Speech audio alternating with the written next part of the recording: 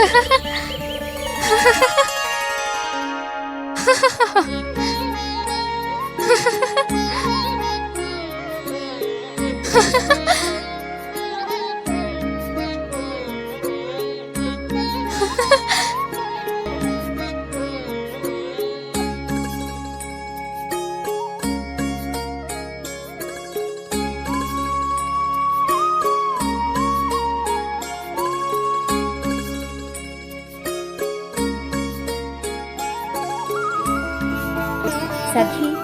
പരിചയമില്ലാത്ത ആളെ അധികം ശ്രദ്ധിക്കണ്ട, ആശ്രമത്തിലേക്ക് പോന്നോളൂ.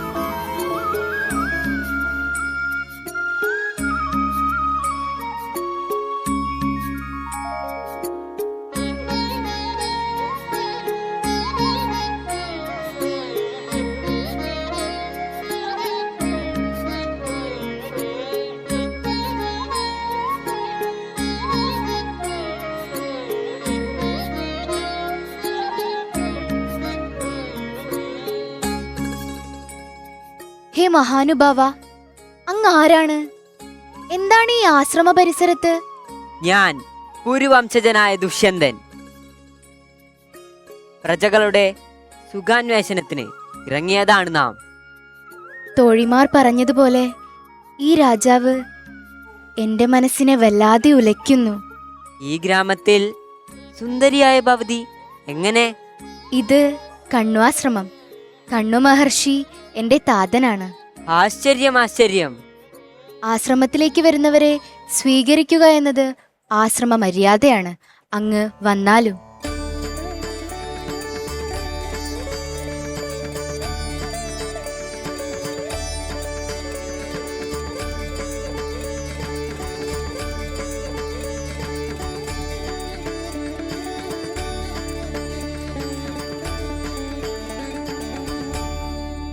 ഭവതിയുടെ ദർശനത്തിനും സ്വീകരണത്തിനും നാം വളരെയധികം സന്തുഷ്ടവാനാണ്.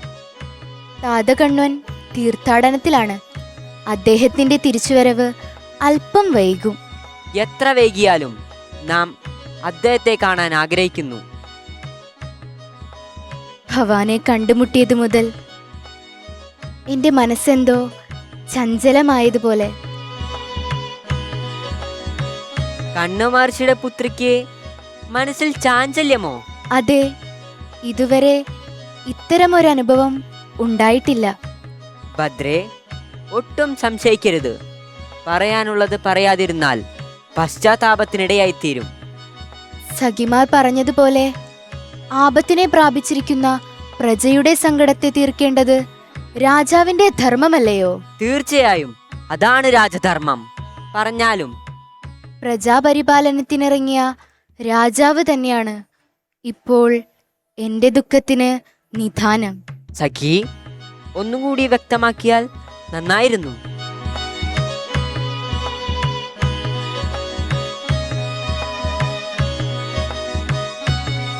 ഈ ഉള്ളവളെ പ്രാണപ്രേയസിയായി സ്വീകരിച്ചാലും. അഹോ, ധന്യനായി. ഈ ഉള്ളവന്റെയും മനോരഥം അതുതന്നെയായിരുന്നു. എന്തായിരുന്നു അങ്ങയുടെ മനോരഥം? അത് മഹാരാജാവേ, മര്യാദയെ ലംഘിക്കരുത്.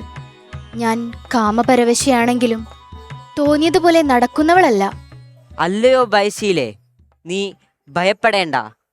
ധർമ്മതത്വത്തെ അറിഞ്ഞിരിക്കുന്ന കണ്ണുമഹർഷി ഇതറിഞ്ഞാലും ആക്ഷേപിക്കുകയില്ല. കാരണം ഗാന്ധർവ വിധിപ്രകാരം അനേകം രാജർഷിമാർ വേളി കഴിച്ചിരുന്നു. ഇപ്പോൾ എന്നെ വിട്ടേക്കണേ. ഞാൻ തോഴിമാരോട് പറഞ്ഞിട്ട് വരാം.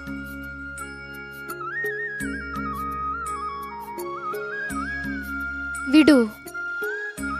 വിടാം.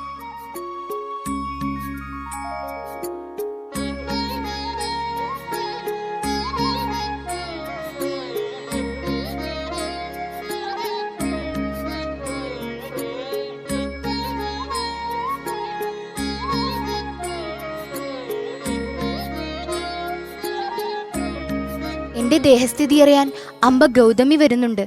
തൽക്കാലം മറഞ്ഞിരിക്കൂ. അഹോ, ആഗ്രഹ സഫലീകരണത്തിന് എന്തെല്ലാം പ്രതിബന്ധങ്ങൾ വന്നു ചേരുന്നു. ഇനി ഞാൻ എവിടേക്കാണ് പോകേണ്ടത്?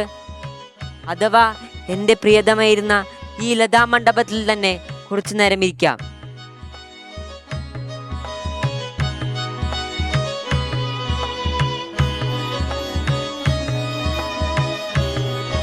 മഹാരാജാവേ, പുറത്ത് രാക്ഷസന്മാരുടെ സഞ്ചാരമുണ്ടാകും.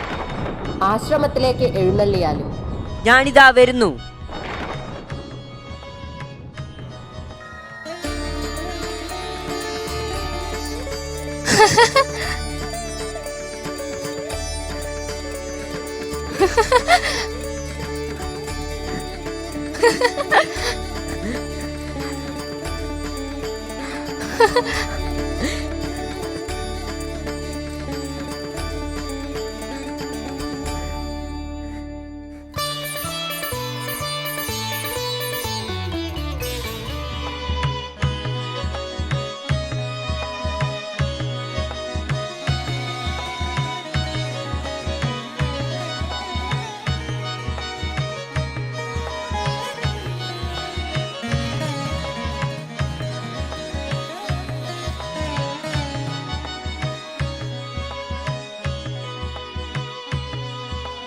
പ്രിയേ, നമുക്ക് പോകാൻ സമയമായി.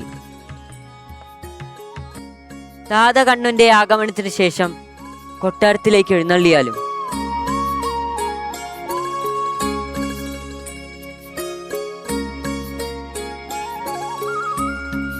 തപോധനയായ കണ്ണുപുത്രിയെ അങ്ങ് കൈവെടിയരുത്.